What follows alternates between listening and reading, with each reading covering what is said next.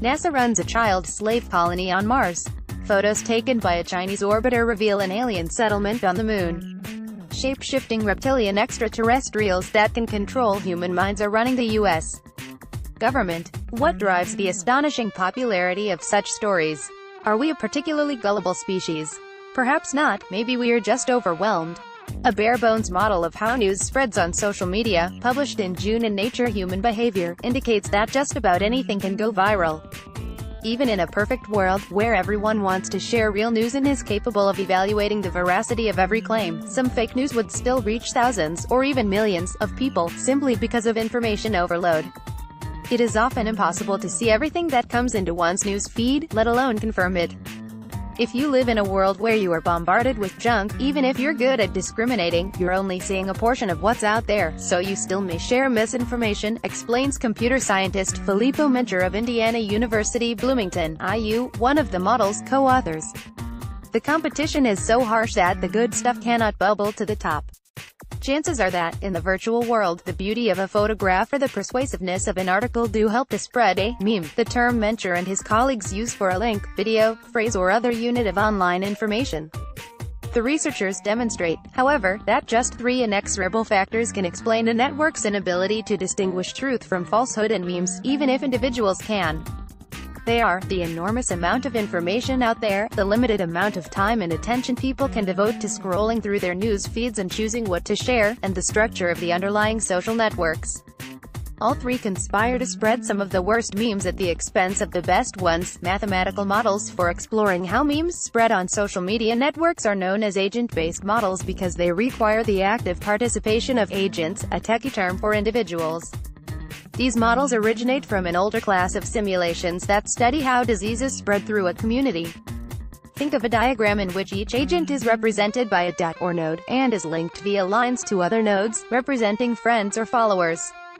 If, say, Alice is infected by an influenza virus or a piece of fake news, she may transmit the contagion along these links to her friends Bob and Clive by shaking hands or sharing the meme with them, respectively. Bob and Clive could in turn pass the contagion to their contacts, and so on. By fleshing out this skeletal framework, scientists try to simulate how far a meme can spread under different conditions. Information is not a virus, however, cautions information scientist Christina Lehrman of the University of Southern California, who was not involved in creating the new model. Whereas we are usually dealing with one flu strain at a time, or at worst a few, the number of memes competing to infect us is staggering. The modelers incorporate this abundance by imagining that each person has a screen on which he or she views incoming memes. The model assigns a value to the probability that Alice will create and share a new meme, say, a video she has made of her dancing cockatoo, and it also does so for all the possible new memes originating from all other users. Because new memes increase the total quantity of information in the system, these values measure the information load experienced by those viewing their screens. Another parameter tracks the number of items Alice views on her long news feed before choosing to simply pass an existing meme along to her connections, instead of creating a new one.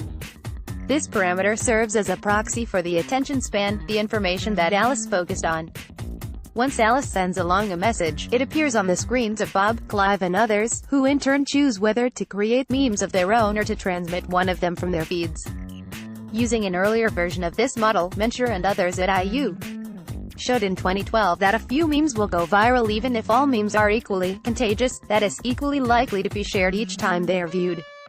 The memes in both models roughly follow what is called a power law, meaning that the chance of a meme being tweeted or otherwise shared a certain number of times decreases as an inverse power of that number. For example, a meme is 4 times less likely to be tweeted twice than once. If you look at the distribution of pictures on Flickr or articles on Facebook or hashtags on Twitter, all of these have power laws, Mencher says. Still, memes reaching thousands of recipients are surprisingly commonplace. In 2014, mathematician James Gleason of the University of Limerick in Ireland and others demonstrated a mathematical similarity between models of the kind concocted by Mencher, among others, and sandpiles, canonical systems for what physicists call self-organized criticality. If one gently dribbles sand onto a flat surface, it will pile up until its slopes reach a critical angle. A few additional grains of sand may cause nothing much to happen, but all of a sudden, yet another grain will trigger an avalanche, the equivalent of a meme going viral. Gleason's analysis suggests the intrinsic properties of the system, as opposed to the particularities of a meme, are driving virality. In the latest paper, Mencher, Xiaoyun Xu and others at IU examine what happens if some memes are more contagious than others. They find that if the information load is low and the attention span is high, the more attractive memes prevail. Actual tracking of attention and information overload, obtained from Twitter and Tumblr data, however, indicate that in real life the sheer quantity of information usually overwhelms us. You don't have to assume that the reason why junk spreads is because people like it or because they can't